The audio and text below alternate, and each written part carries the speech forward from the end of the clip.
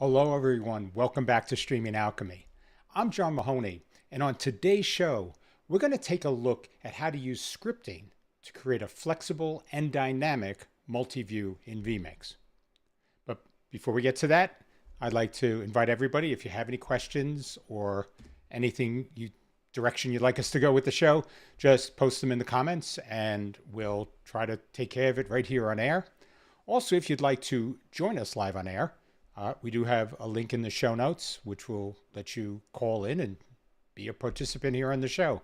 So everyone is always welcome for that. So let me jump in and sort of get into what we're really trying to do here.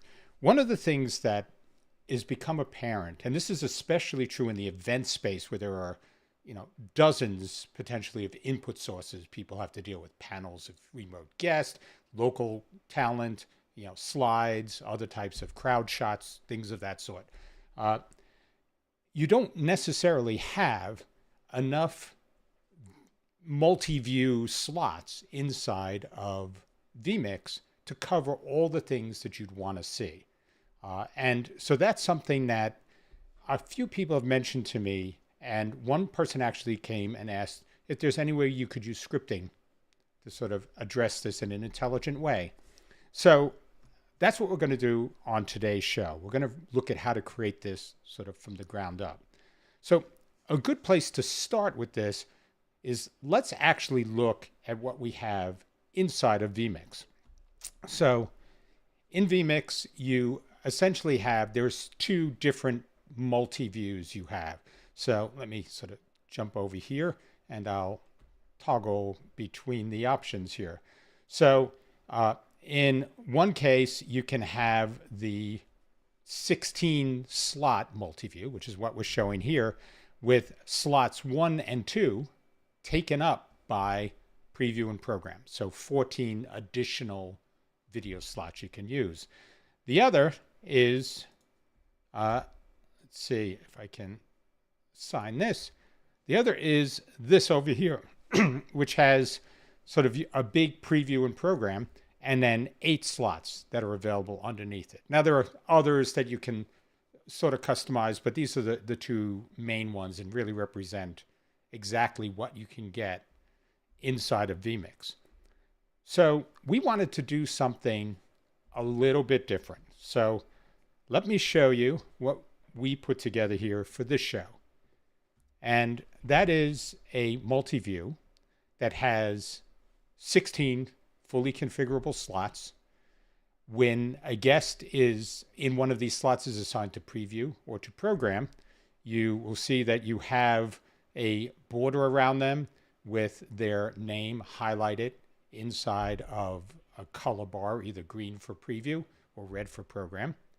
The other thing we give you in this is the ability to pop up the preview. So I could look right before I may want to take a shot, I could look and say, does that look right? So even though you're seeing this here in this small shot right here, this gives you a clearer picture. And it's also giving you a bigger view of the name and the input number associated with that preview shot. So that's what we have here. And anything we do, like when I make a change and cut, you can see that that's all reflected here as well. So let's actually look a bit at the vMix preset we have set up for this, and we can dig into how everything is configured scripting wise to make this happen. So let's start over here. So as you can see, what we have here in this vMix session is a set of, let me sort of jump in here. The first 7 inputs in this vMix session are all about constructing the multi-view. And the way this works is that we take inputs 1 and 2 to specify which inputs further on I want to use in my multi-view. And we are doing this basically with just layers. So whatever I assign to layers 1 to layers 8 are going to be what appear in those first 8 slots when we do this for input 1. And for input 2 over here, it's the same thing. The first 8 slots are going to be for slots 9 to 16 in the multi-view. So anything I want to change, I can just make that change here and it will be reflected in what we have in the multi-view. So it's very easy to reconfigure. What we have done for each of these is we've actually done all of the zooming and positioning to place all of these into the correct spots in the layout. So when we have these 2 slots as layers themselves, they all line up and their backgrounds are set to transparent. So I can stack these on top of other layers and it will show through. So how do we take and sort of composite this? Well, we do this inside this layer input 5, and let's go to layers here. And so we have a few elements in this. So in the back, we have something called multi-view rings, and I'll go into that in a minute. These are the 2 layers with all of the guests that you want to have in your, all of the inputs you want to have in your multi-views. And then we have an overlay that sits on top of that, and that displays information about the guest and the channel, the input number that that guest is assigned to. So we have those 4 layers here make up our core multi-view. The other thing you'll notice is that we have at the very top something called overlay preview, and that is the overlay of the preview. So if I click this on and off, you'll see that that is popping on whoever is in preview and putting that on top. And that's how we're controlling that. We control that with a Stream Deck button where when I push it down, it's like a push to talk. When I push it down, it makes the layer visible. And when I take my finger off, it hides the layer again. So it makes it very easy to just sort of toggle that guest in preview on and off. So that's what we stack up here. And let me jump to for a second into these 2 overlays. So these are just 2 titles that we have set up here. The reason we're using 2 titles inside, let me sort of click over here and we can probably see this a little better.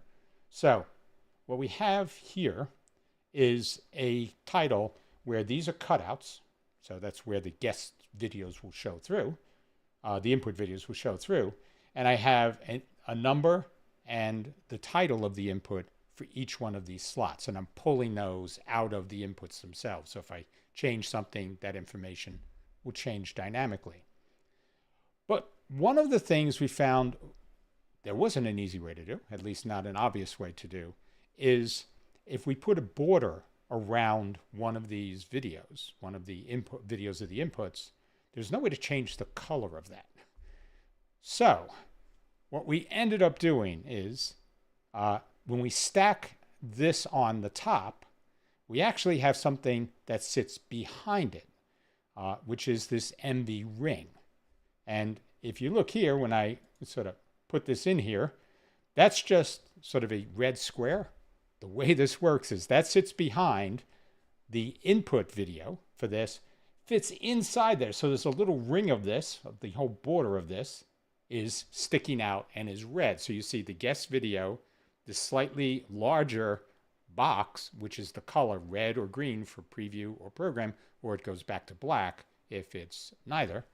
That becomes our background. We put the video layer on top, and then we put the overlay on the very top. And the overlay itself, if you sort of, let me click over here, it has like slightly rounded corners here and that, so it gives you sort of a nicer, smooth look. But that's how, when we composite all this together over here, that you end up with the red border and the red name. Because we could do everything else through shortcuts except the border. And that's how we accomplish that here. So that's basically the core of what we have here. Everything else, so if I come over here, let me see if I can get another input put in place here. Somebody else in preview. So if I come over here again, you'll now see that these overlays for preview, these are again just titles. We have a video layer that we have here. That's the basically layer 1. And we look at whatever's in preview and we assign that to layer 1 on this input. And we pop that together with the preview overlay, which again is just another title that we post all this information. So we know the channel, the input number, and we know their name, which is from the title of the input. So that's everything we have sort of stacked up for the layers. So what we're going to automate when we do this, the first thing we want to be able to do is I want to take all of the information that's at input 1 and 2, which is all the inputs. So I want to take the input number on each one of those layers 1 to 8, and I want to take the input title on each one of those layers 1 to 8, and I'll use that to populate the multi-view title overlay, which I have over here. So that's going to put the over here, it's giving you the number and the name.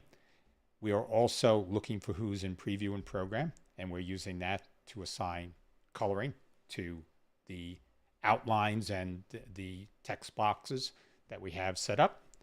And then we have automation around doing the pop-ups for the preview overlay. So to get to that, let me sort of drop off of here and we'll take a look at some Visual Studio Visual Basic code here. So how this works. In the beginning, so I'm not going to like dive into the depth of the code. I just want everybody to sort of understand how this works, and we will post this up on our GitHub link.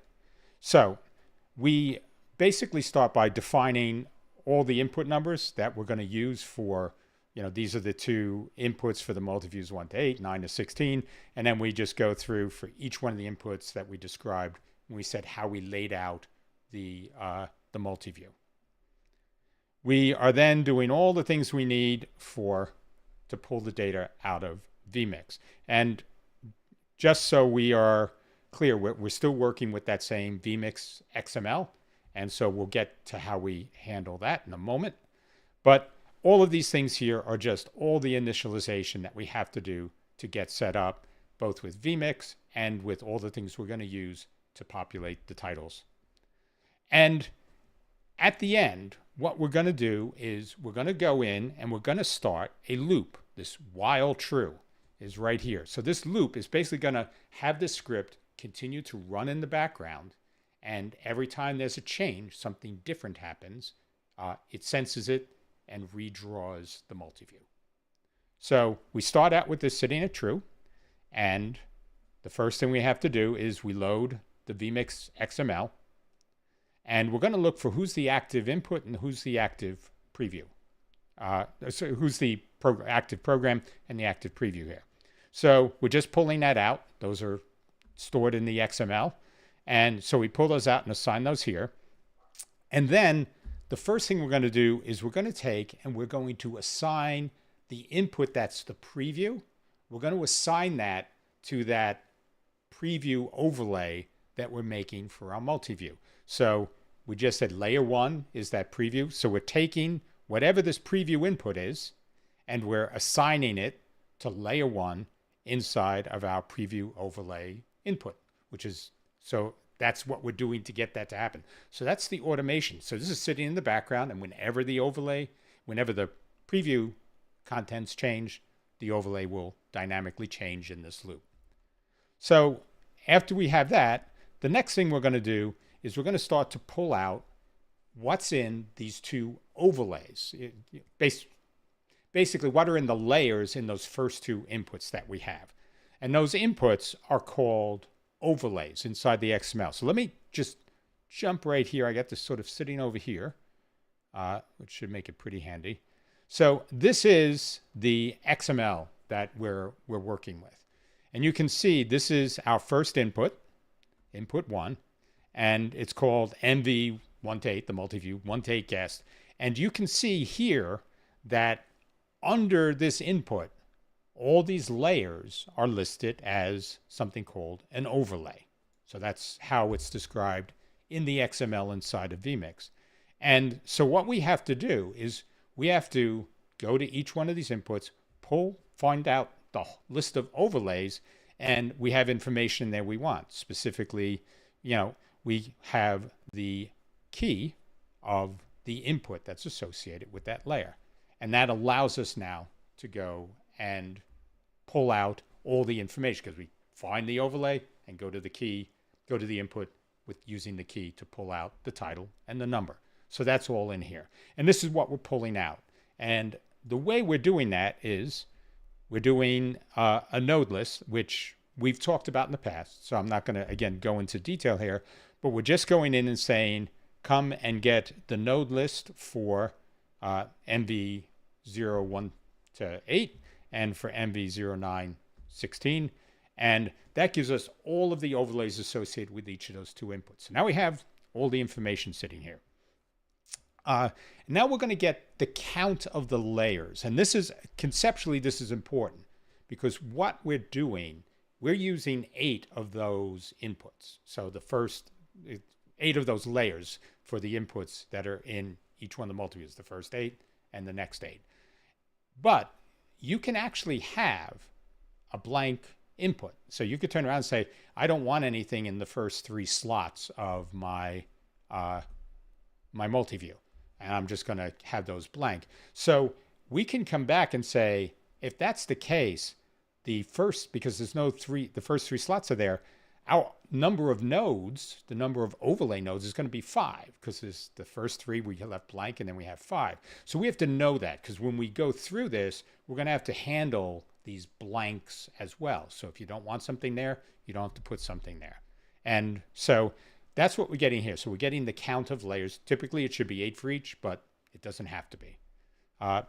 And once we have those counts taken out here, we go through and start to loop through each of these to pull out each one of these overlays. So as I mentioned, what we're going to do is loop through the number of layers that we have, because that's what we need.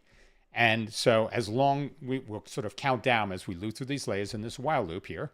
And as long as we have some layers left to process, we'll keep going. But the first thing we do is we say, okay, let's get the key for the input that's associated here. And we're going to then say, let's get the index if it's associated. So now we know that when we're going through this, we're looking and saying, do I have all the information here? Do I have a key and do I have a title? And so that's really what we're pulling out here. We're getting this layer index and pulling this information out. And so now for that first input, we have a key, which is the input number, and we have the title. Because some of these things could be missing, like I said, you could skip some of these layers. We actually have an offset that says, okay, if I've skipped a layer, I have to know that my index back into the stack of layers I have in my node list is going to be lower than where I am in my slot list. So that's really the way to think about it, is I have a list of slots and a list of nodes, a list of layers. And when I go through the list of layers, if this layer isn't associated with this slot, then I have to just say, put blanks in for the slot, and then we can move to the next slot and until we match up the layer with the slot. And the layer, actually, it has, let me sort of see if I pop this over here again, you'll notice that it has an index in it. So I know which layer this is. So if I left layer 2 blank, because it's 0 based, you wouldn't see this at all. This overlay piece would disappear. And so you would have 0, 2, 3, 4. So that's how I sort of track the lineup between the two. So, but again, I don't want to get too buried in the detail, but this is important conceptually, because that's how, when you look at this code, that's how you'll be able to interpret it. And then we first check and say, if there are no layers here, if there's nothing, we can just get out of this while loop and exit it. But then what we're going to do is, assuming there are, we're just going to start to go through and say, okay, if there isn't, well, let's start with this. We don't have a corresponding layer for this slot. So now we just have to go through and say, okay, let's fill in everything. We set this to, you can say, well, it'll say unassigned, and we'll have dashes for the input number. And we set that all up into the text that we have in the titles. And that's all set up there. And, you know, at this point, we sort of move to the next slot. And if we have to do another offset, we move up with the layers as well. So we're just moving through all the layers to do this. If the second thing is, we do have all this information here, we do have a layer associated with that slot. So we just want to make sure that the characters in the title are 20 or less, because that's the space we have inside of the title. And so that's all we're doing is, if it's less than 20, we just take the title that we pulled out from the node list. And if not, we just take a substring of the first 20 characters. And that gives us the right number of characters. So we're always sure that will fit. And then we just start applying these to the title. So that's the two pieces. If there's nothing there, handle that. If there's something there, make sure it will fit. And then we have to figure out how to paint it in. And in painting this in, we always set the text. So we set the number and the title, the name of that input. So that is always going there. But now we have to figure out how we color it, because it's going to be different.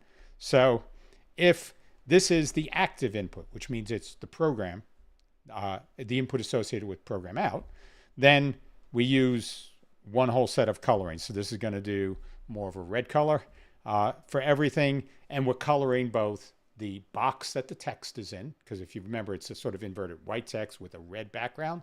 And we're coloring the box behind that backmost layer to give us that rim look. That's how we're doing. So we're setting those colors up and doing those as elements. And then we just set the text colors to make sure everything lines up that we need for all the text. So that's if it's active. If it's preview, we do the same thing, but using green. And that's exactly the same thing.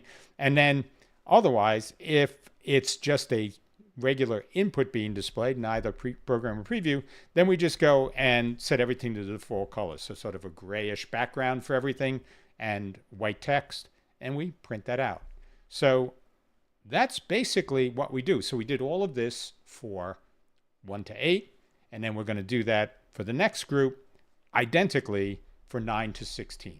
So I don't really have to go over this. It's the same basic logic, same basic process, just a few different numbers in this to point to different things, but otherwise everything is the same. One of the things I do want to say is at the end, let me go through all the same stuff we saw. We are doing a sleep for 750 milliseconds, and then we go back up to the beginning. So there could be a little bit of lag, but we didn't want to hammer vMix in the background by having it constantly check. So this gives us sort of like 3/4 of a second between refreshes. But that should be really enough for everything we want to do here. So let me sort of pop this back over here. Let me just give me a minute to sort of hook things up again. All right. So let me turn full screen on. So what you can see that we have this set up now. If I were to make a change, so say I just change from this fellow Steve here to Liam over here, if I click and put Liam into preview, you can then see that that's changed over here. There's a very slight lag, but you get the same general idea that it's pretty much real time for what we need here, but that gets us through everything. So one of the things I haven't done here is jumped over to the comments section. So let me get in and say hello to everybody, because we have a fair number of people that have joined us. So let's see. So we have, that's Very Scott. Very Scott, thank you for joining us. All is well here. So JP is said, glad we're back and hope you're well. So JP, thank you. JP is also asking, what version of vMix is this? He's saying on 25, I only see preview and program. I'm missing something. So we're on vMix 26. This should basically work in a very similar way. So you shouldn't have an issue with this. But if you are seeing something different, just let me know. And you can message me or whatever, and we'll take a look at that. So we have Bill Mew. Bill, always good to see you here. Happy Christmas as well from the States, and for everybody that is celebrating the holiday. We'll be on next week, right before Christmas, and that will be our last show for this year, and we'll have one more show in season 3 for the first week in January. But so thank you, Bill. Let's see. So we have Spatial Optical. You are the Stephen King of AV. I'm not sure if that means I'm scary or just a prolific writer, but either way, I'll take it as a compliment. So thank you, Spatial. I appreciate that. So we have Terrell Wright is asking if I'd mind starting over. I will download everything, upload everything to GitHub, so you'll have it all there, and this will be on replay. Let's see. So Terrell is also, wishing everybody happy holidays as well. So Terrell, thank you very much for that. So Jason Klee just says, is there anything different between using Visual Basic and XML scripts? So XML itself is a data language. So it's a way of describing information. Visual Basic is one method that's available. It's what's baked into vMix scripting that allows you to take and read this XML and manipulate it. So it gives you that type of, I would segment it into those two camps, where anything you want to do to manipulate information you'd be doing in Visual Basic. Anything you want to do to store or retrieve that information, sort of to keep it ready to use, that's where you place it into XML. And so if you remember when I pointed to the vMix XML that it stores, what it is actually doing, it has a URL it provides, and that URL is constantly being updated whenever a change is made in vMix. So that gives us that sort of separation. vMix is doing the coding piece. In this case, it's probably C++, if I had to guess, but it could be C# in there for how they've written that, and that's controlling the XML. They give us Visual Basic in the scripting to be able to do the same thing out as well with our own custom. So let's see. So hopefully that answers your question. If not, just jump in. And in the post show, we can certainly do stuff as well. So Kevin Michael Reed is saying he wished YouTube would send me notifications of your stream every week. I guess he needs to add it to my calendar. Yeah, I'm not sure why, because we've been actually trying based on, I believe you had mentioned this, Kevin, that you weren't getting notifications right away.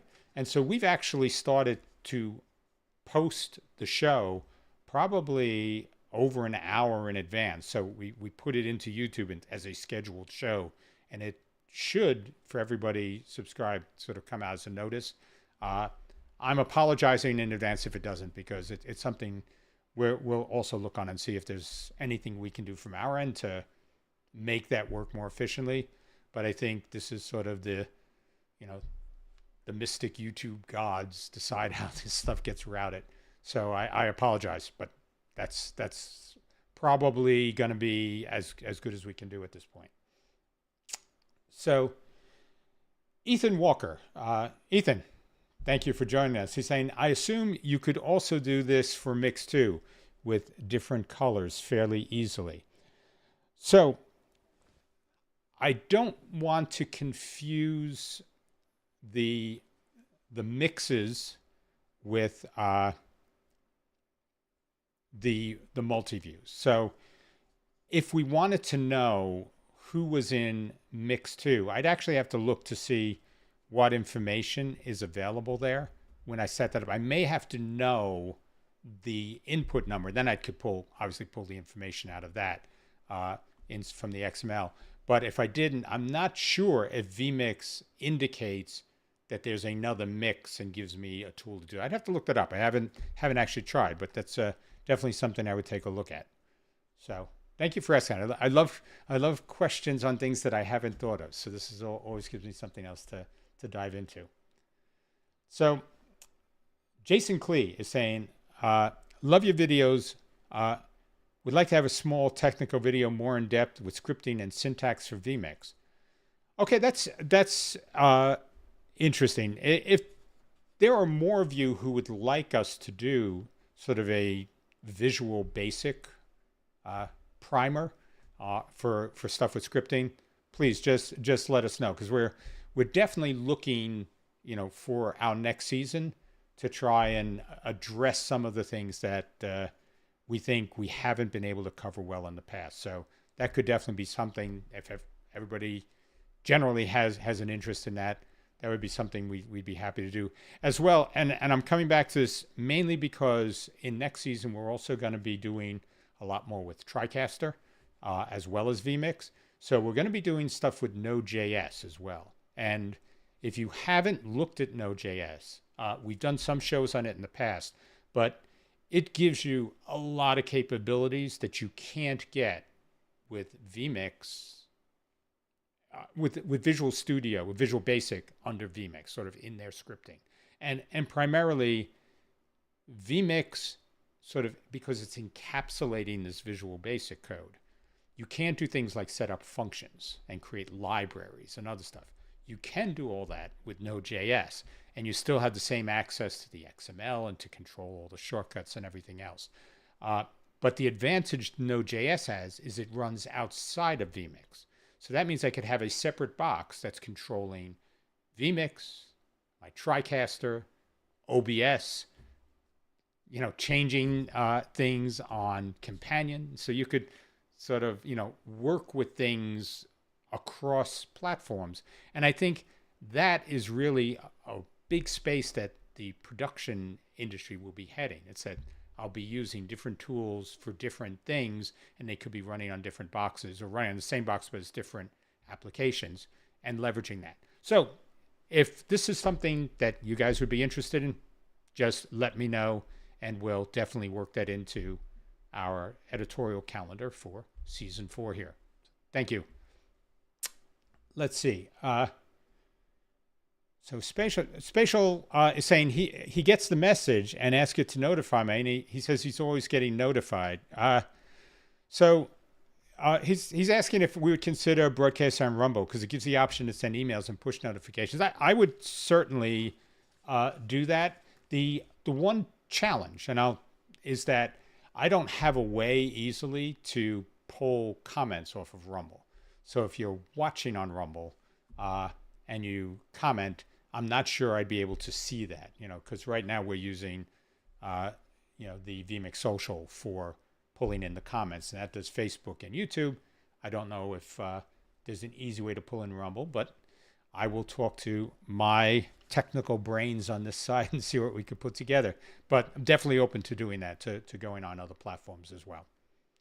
So JP is saying, not sure if it's the same, but can you set input borders and colors in vMix input position?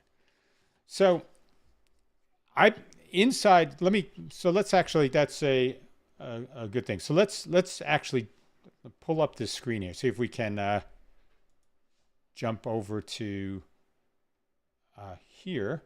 And if I go into the shortcuts for what I want to do, if I look at, let's go into functions and look at things we have for title. We have set color, but I did not see any way to set the color of the border. And the set color works for an object. So I have to put an object into it. But I don't have a way that I could see in a title or in an input. Let me see if there is a set color border here. I didn't see this. So this is the issue and this is probably, just not available right now, but I think that's foundationally the challenge. Sometimes things are just not there. So I'm sort of, so JP is saying it's in the position settings. So yes, so it is. If I go to a layer, so let's sort of jump out of this and we're going, because I know exactly where you're heading. So if I come in here and I have all of this, I can go here and set a border. The challenge I have though is I can't change this programmatically. At least there's nothing that's telling me how I can do that. So this, this is something that we'd have to figure out. If there is some way to sort of hack into it. But as far as I know, that's not something that we have programmatic. So I need a shortcut from vMix or some way programmatically to set this value. And I don't think there is one. I could be wrong. So if somebody who knows this, would love to find out, because that's something that would be incredibly useful. But right now, I don't think there is a way. Always happy to learn if there is. So definitely, please let me know. So with this, why don't we wrap this show up? And what we'll do is we'll jump into the post-show Hangout, and I'll talk a little bit more about some of the things I did to control this, because there's a few interesting things that you may not have seen. And I'll talk about some of the other things we can do with what we set up today, because I think there's more to this when you start to think of it sort of broadly, is how you can use this for doing monitoring and multi-views. So why don't we do this? We'll wrap the show. Let me tell everybody, we will be here next week. I know it's right before the Christmas holidays for us here. I know there are other people celebrating holidays as well that might not be able to make it, but we wanted to just let you know that we will be on next week, and we'll be going through sort of all the latest updates that we have in our live to air product from NeuralNet, and announce a new product that will be launching first quarter of next year. So with that, if you can't join us for the Hangout, thank you very much. We'll see you next week. If you can, we'll be here in a minute and pick it up. Thanks, everyone. Take care.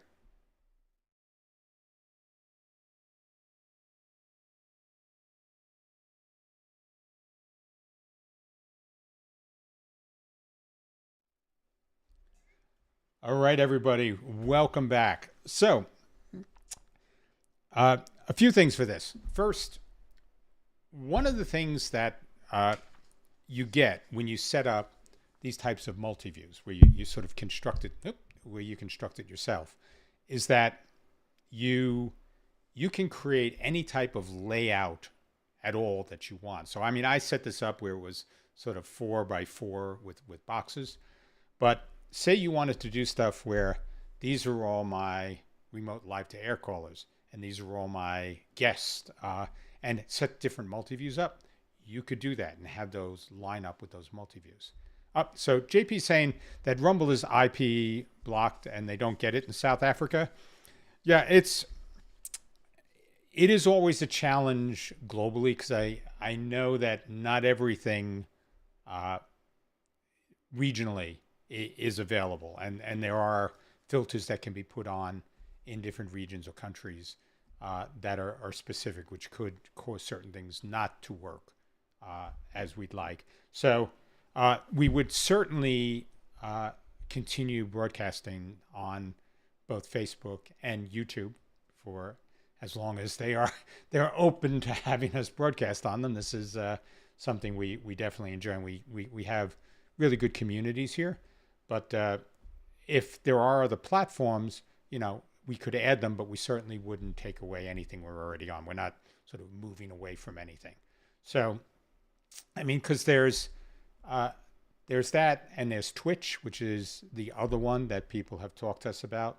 We have not been invited to broadcast on LinkedIn, though I'm not sure that's really the ideal space for our community. But, if that's something you guys would be interested in, we definitely could reach out to them again and do another request to get on there.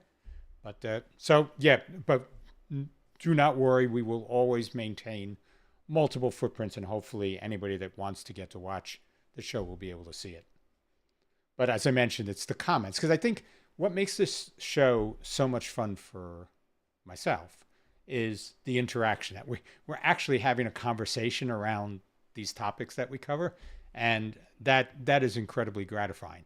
So I want to make sure that whatever we do, we have a way to maintain that engagement with you. So that's really why we currently are Facebook and YouTube centric, but definitely something we would look at more broadly if we could keep the conversation going. So Spatial Optic has asked if you can move here so we can broadcast on Rumble. So yeah, I appreciate the channel loyalty here, but I think that could be slightly disruptive to have people move. So we'll do what we can to keep channels open everywhere that people would like to connect with us.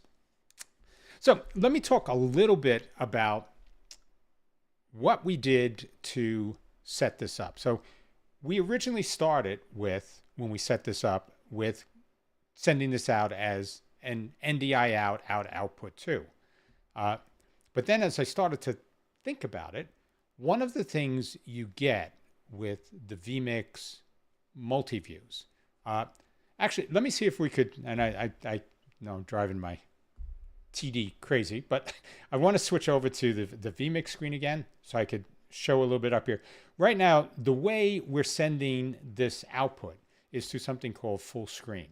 And in full screen, you can go out and say, what do I want that full screen output to display? And so right now we're telling it to display input 5, which, if you can see, that's our multi-view here. So I could set this up to display any other inputs that you want.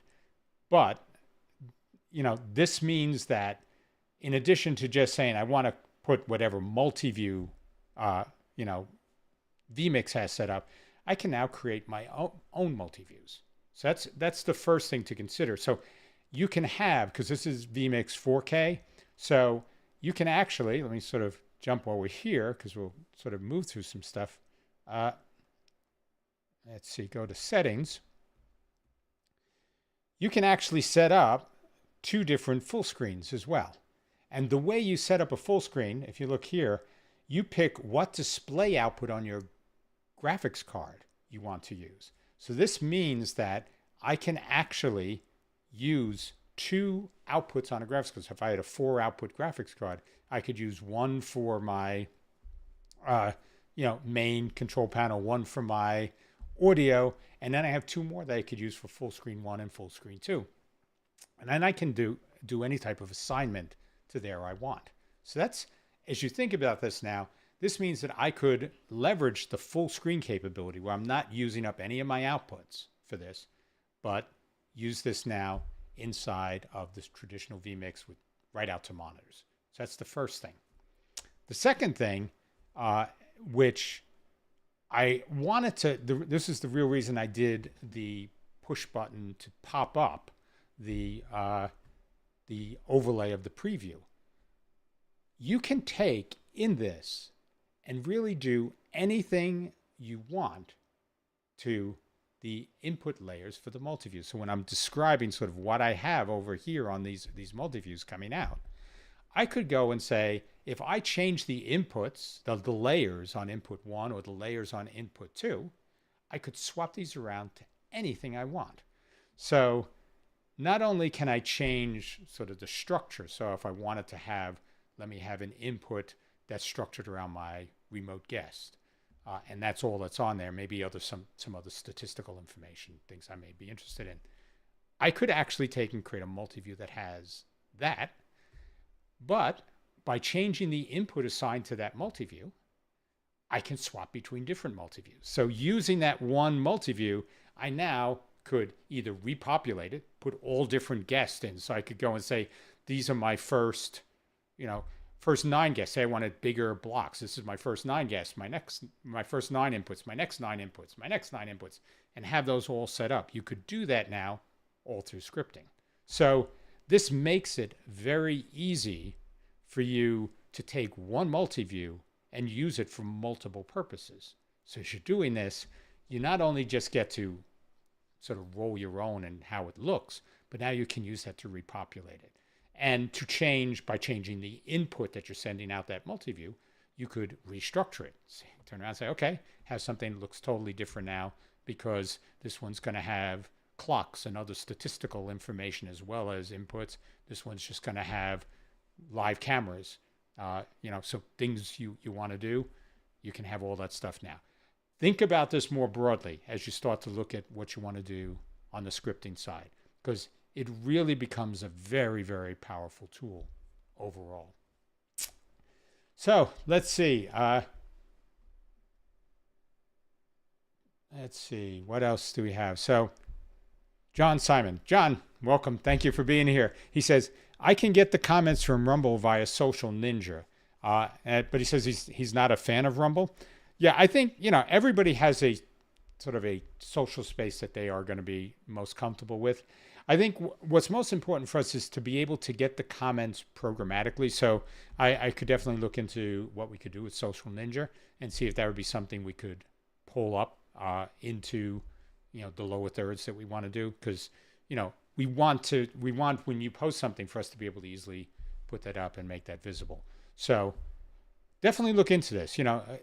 Being on multiple platforms is really helpful as long as we can keep the community connection going, because I don't want anybody to feel they're sort of off on an island and have no way to join in the conversation, because like I said, that's the fun part. So let's see. So we have JP. Oh, Kent is saying, I sure wish vMix had a version for Apple Silicon Macs. Yeah, I know that's a common one, and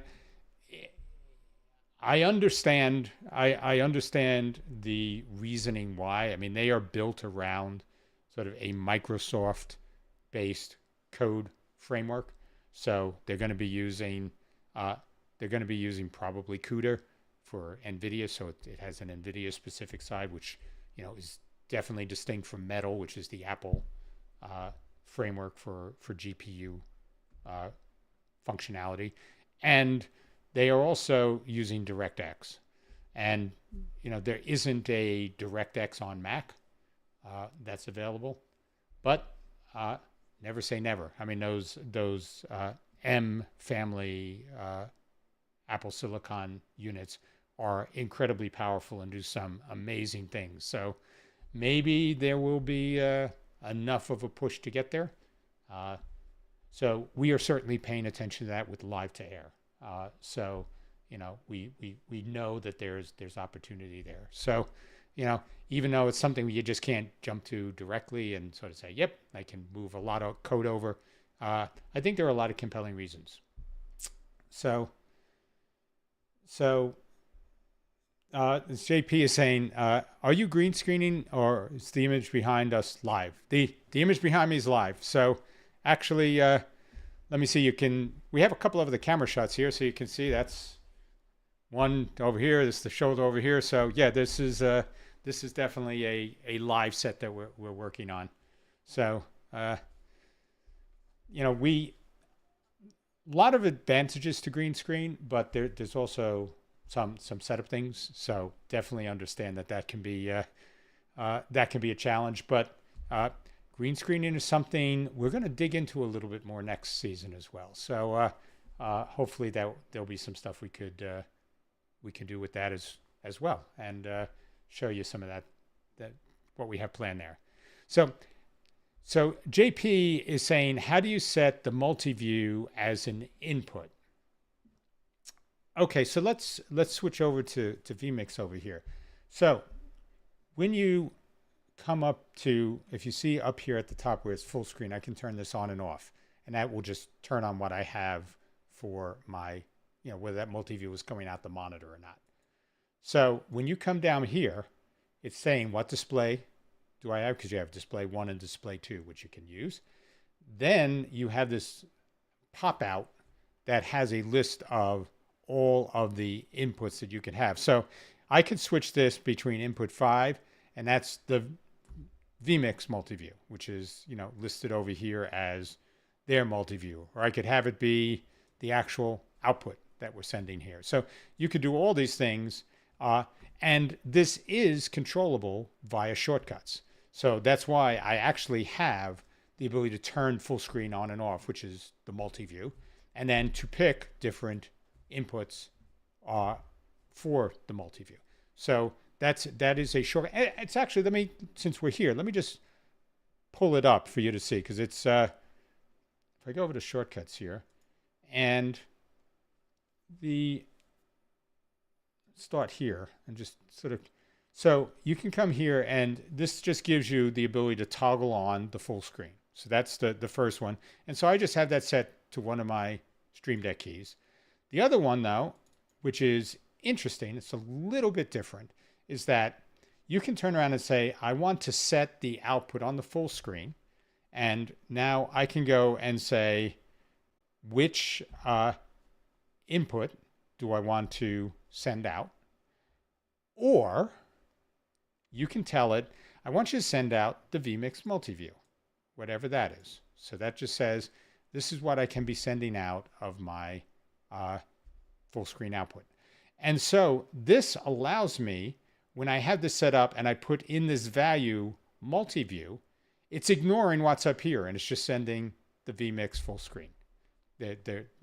Whatever is their vMix multi-view.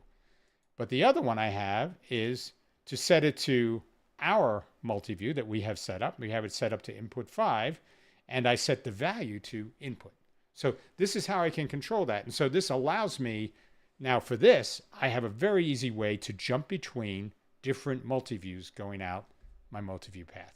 So very, very cool for controlling that inside of vMix using shortcuts. So right from your central control, your Stream Deck, whatever you want to use. So that's just sort of throw that out there.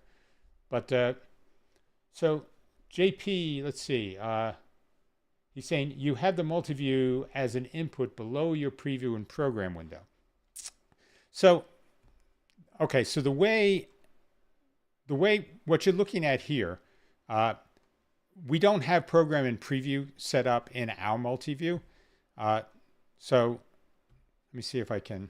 So in the vMix multi-view, let's switch over to the multi-view output. So over here, we have, this is the vMix output. So this is one layout that it has, where it has the preview and program, and then it has any 8 inputs that you want to define under that. But you can also, if you go into settings here, you can turn around and say, go to outputs. You can turn around and say, I actually want to change this to another layout. So I could change this to sort of a 16 channel, which gives me that 16 box up here, where the first 2 are program and preview and the next 14 are whatever inputs I set up. You can also, sort of, I'm jumping back and forth in here, in setting this up, I can set it up to a 4 box, which will just give me program preview and then 2 other slots. And the way you define these, so again, I'm sorry, this is the only way I can show this is to jump back in and out of this. When I customize the layout, it'll let me go and say, what do I want to assign to here? I can take any input. I could take cameras. So you could just take a camera that's, visible, videos, list, anything you sort of want in here, and assign those to the multi-view.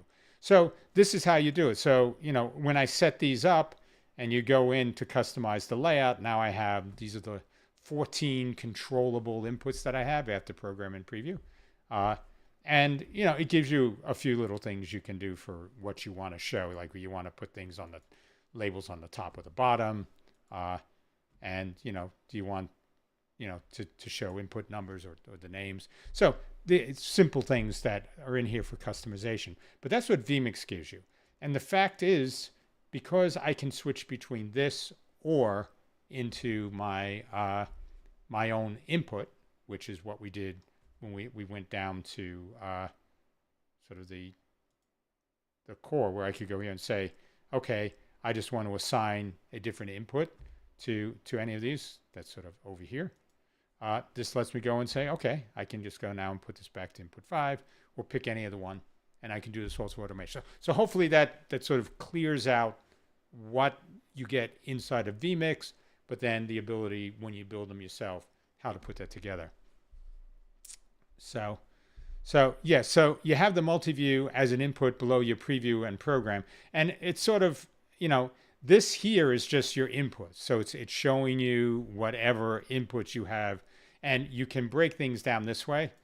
These are much smaller thumbnails, but if I want to go in and sort of jump through and set these up, you could kind of use these as a sort of multi-view.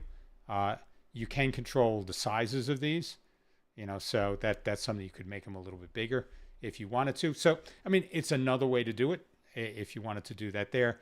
But by and large, inside of vMix, they always give you a preview program and then some number of inputs that you can assign dynamically, based on your needs. And, that's basically how it sets up. Everything that when you replace that with your own multi-view, you just have a lot more flexibility for what you can do. And, create multiple looks that you toggle through on a Stream Deck to say, I'm looking for my callers now, I'm looking for my cameras now, and you get that. So JP is saying your output view changes automatically. Mine does not, but he's on 25. So yeah, you actually have to click OK each one. That's why I was going in and out all the time. So that's when you do that. That's what forces the change. So it just doesn't happen right away. But once you click OK after making changes, then you'll see those changes reflected on your multi-view. That should work in 25 as well. So let me know if you're not seeing that, but it should be working in 25 because that wasn't something added to 26. At least I thought it all worked. So we have Elmazard. Hopefully I am saying that right. Hello. Thank you for joining us today. Always great to have people pop in. If you want to let us know where you're joining from, that would be great. It's a very welcoming community here, and we have people all over the world. So anybody that wants to say hi and say where they're from, that would be great. So let's see. So spatial optic is saying, nice. I like the concept, but the overhead is a lot without the best hardware. Yeah, I mean you're doing layering, so that's something that you will have to measure that against your hardware demands. But the reality is, and I could be wrong, I would guess that vMix in the background is doing a lot of the same thing to create their own multi-views, because they jump around between different multi-view layouts. So they are doing their own compositing. So I am not sure that it would be significantly more than what you have with vMix. So it'd definitely be worth a shot. If you download the preset, we'll put the preset up. If you want to download the preset and give that a shot and see how this impacts your overhead, I definitely would love the feedback from you. Because I understand that's something that everybody sort of has to balance what you can add to your presets versus the horsepower you have. And clearly, in a lot of these things, these are probably more important things in event-based production where you have a lot of things going on around you, rather than in things like we do here, where it's sort of a small show, but we kind of know what everything is set to, and we get to check quality and everything ahead of time.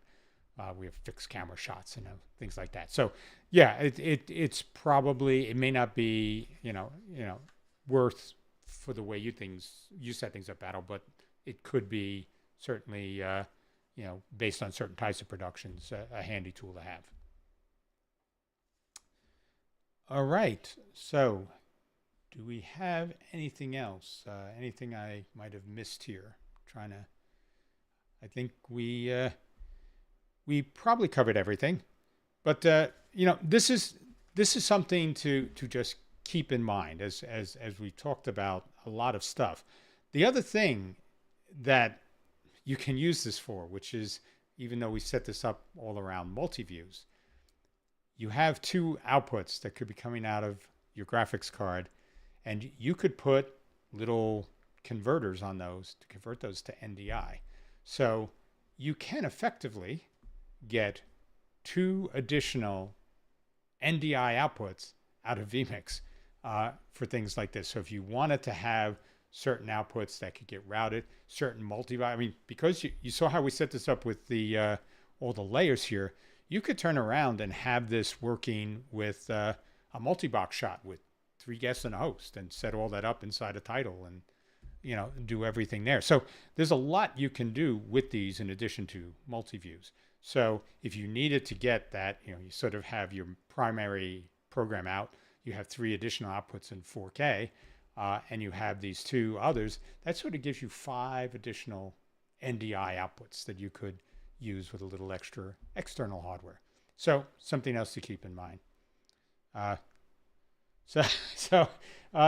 Yeah, John Simon is saying, managing vMix resources is less challenging than managing 640K of RAM back in the day. So unfortunately, John, I know what back in the day was.